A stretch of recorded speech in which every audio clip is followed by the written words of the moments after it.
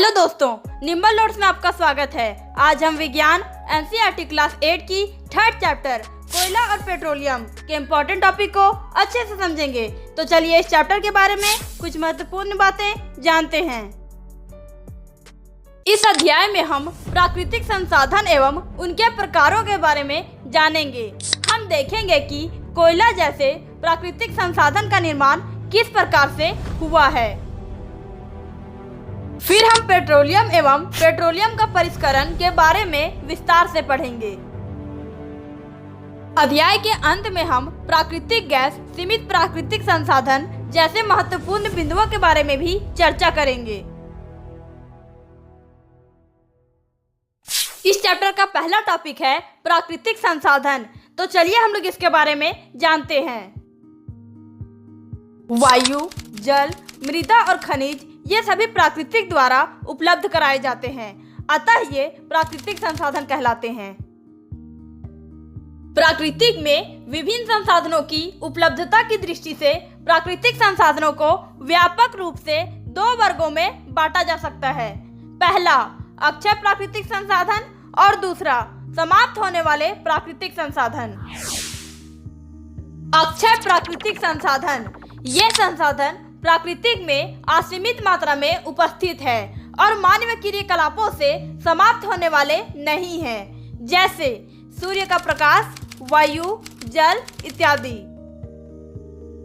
समाप्त होने वाले प्राकृतिक संसाधन प्राकृतिक में इन स्रोतों की मात्रा सीमित है।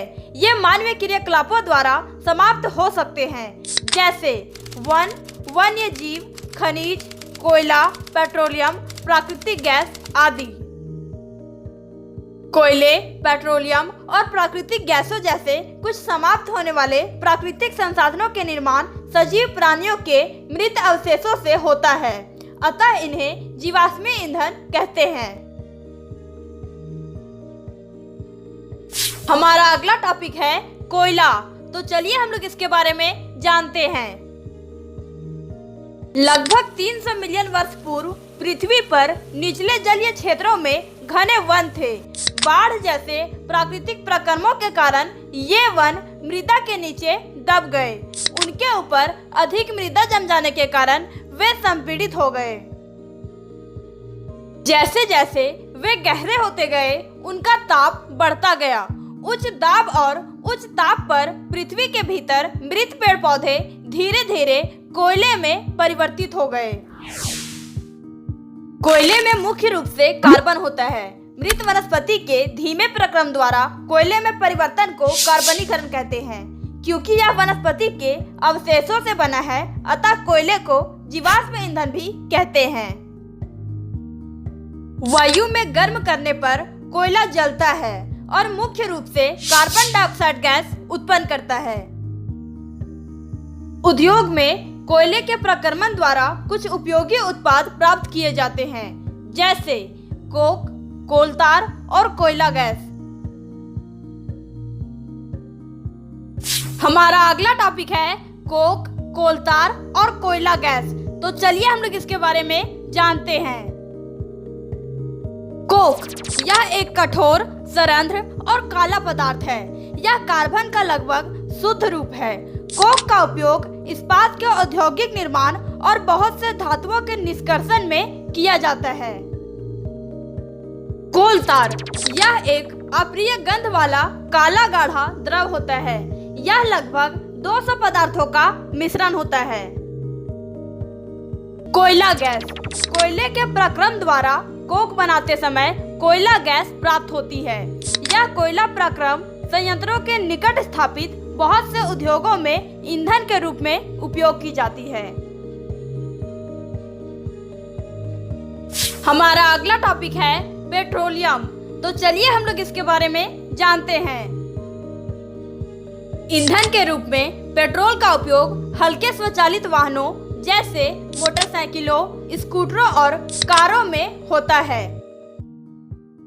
पेट्रोलियम शब्द की उत्पत्ति पेट्रा यानी चट्टान एवं ओलियम यानी तेल से हुई है, क्योंकि यह जमीन के नीचे की चट्टानों के मध्य से निकाला जाता है। पेट्रोलियम का निर्माण समुद्र में रहने वाले जीवों से हुआ है, जब ये जीव मृत हुए, इनके शरीर समुद्र के पेंदे में जाकर जम गए और फिर रेत तथा मिट्टी की तहों द्वारा ढक गए। लाखों वर्षों में वायु की अनुपस्थिति, उच्च ताप और उच्च दाब ने मृत जीवों को पेट्रोलियम और प्राकृतिक गैस में परिवर्तित कर दिया। हमारा अगला टॉपिक है पेट्रोलियम का परिष्करण।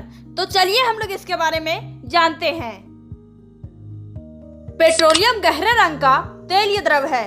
इसकी गंध अप्रिय होती है। यह विभिन्न संगठकों जैसे पेट्रोलियम गैस, पेट्रोल, डीजल, स्नेहक तेल, पैराफिन, मोम आदि का मिश्रण होता है। पेट्रोलियम के विभिन्न संगठकों को पृथक करने का प्रक्रम परिष्करण कहलाता है। यह कार्य पेट्रोलियम परिष्करणी में संपादित किया जाता है।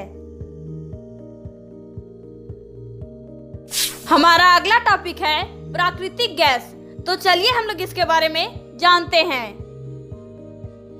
प्राकृतिक गैस एक बहुत ही महत्वपूर्ण जीवाश्म ईंधन है, क्योंकि इसका परिवहन पाइपों द्वारा सफलतापूर्वक हो जाता है।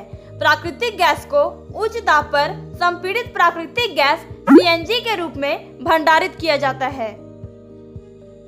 सीएनजी का उपयोग ऊर्जा उत्पादन हेतु किया जाता है। अब इसका उपयोग परिवहन वाहनों में ईंधन के रूप में किया जा रहा है, क्योंकि यह कम प्रदूषणकारी एवं एक स्वच्छ ईंधन है। सीएनजी का अधिक लाभ यह है कि इसे घरों और कारखानों में सीधा जलाया जा सकता है, जहां इसकी आपूर्ति पाइपों के माध्यम से की जाती है। हमारा अगला टॉपिक है कुछ प्राकृतिक संसाधन सीमित हैं। तो चलिए हम लोग इसके बारे में जानते हैं। कोयला और पेट्रोलियम जीवाश्म ईंधन है। मृत जीवों के ईंधन में परिवर्तन के लिए लाखों वर्ष का समय लग जाता है। दूसरी ओर इनके ज्ञात भंडार कुछ 100 वर्ष और चलने वाले हैं। इसके अतिरिक्त इन ईंधनों का जलना वायु प्रदूषण का प्रमुख कारण है। इसका संबंध विश्व उष्ण से भी है। अतः यह आवश्यक है कि हम इन ईंधनों का उपयोग तभी करें जब बहुत आवश्यक हो। इसके परिणाम स्वरूप पर्यावरण बेहतर बनेगा, विश्व उष्ण का कम खतरा रहेगा और ईंधनों की उपलब्धता लंबे समय तक होगी। ओके दोस्तों, इस चैप्टर के इम्पोर्टेंट टॉपिक को आप एक बार फिर से देख लें, ताकि आपको पता चले कि आपने इस चैप्टर में कौन कौन से टॉपिक को समझा है।